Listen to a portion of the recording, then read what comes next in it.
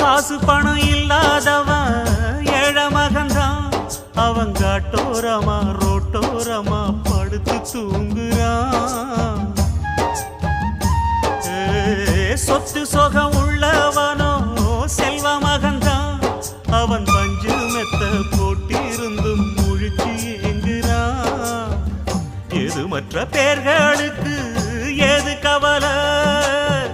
4 காசு வச்சிருந்தா 100 கவலை.